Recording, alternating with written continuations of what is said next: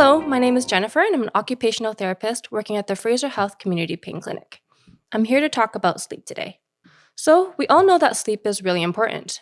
There's a direct impact on our health, it's essential to our everyday functioning, and it restores us psychologically and physiologically. There's also a direct impact on pain. With sleep disturbances, there's an increased likelihood of developing persistent pain, changes in our pain threshold, and an increase in muscle fatigue and tension. In addition, getting a good night's rest can improve our mood, our cognitive functioning, eating patterns, and boost our energy levels. But how much sleep do we really need? The CDC recommends that adults 18 or older get 7 or more hours of sleep for optimal health. Younger individuals, like teens and children, need more sleep, and each individual can vary by a few hours. How is sleep regulated? There are two things that regulate our sleep and that can ensure that we have a good night's rest: a good sleep-wake pattern that is set by our circadian rhythm, and a high sleep drive. The circadian rhythm is like an internal clock that determines when different hormones are released. At night, when we want to be sleepy, melatonin is released, and in the daytime, we get a dose of cortisol, which makes us more alert. When we have a properly aligned circadian rhythm, it can promote a consistent and restorative sleep. The other factor is sleep drive.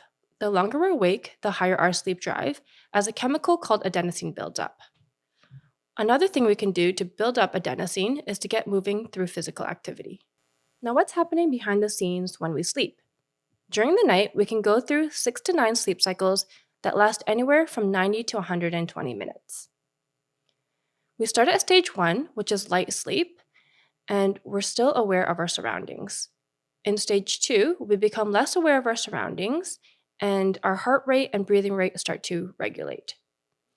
In stage 3, we have more restorative sleep. This allows for bodily recovery and growth, and it can also boost our immune system. Then we get to rapid eye movement sleep, or REM sleep, where we have the highest brain activity and your body is most immobile.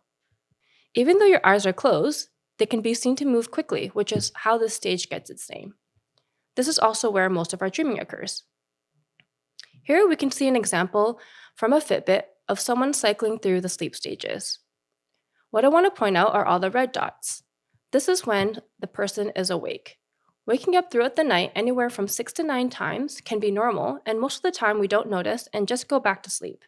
If we have a high period of stress or an increase in pain, we're more likely to notice when we wake up, and this can lead to more difficulties getting back to sleep.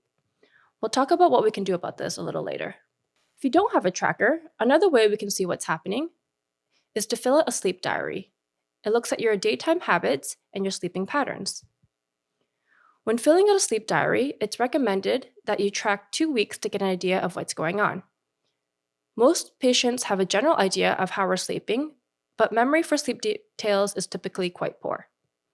A sleep diary can show us how many hours you're getting per night on average, the number of awakenings we're having at night, and where you're having trouble. Is it falling asleep, staying asleep, or are you waking up too early?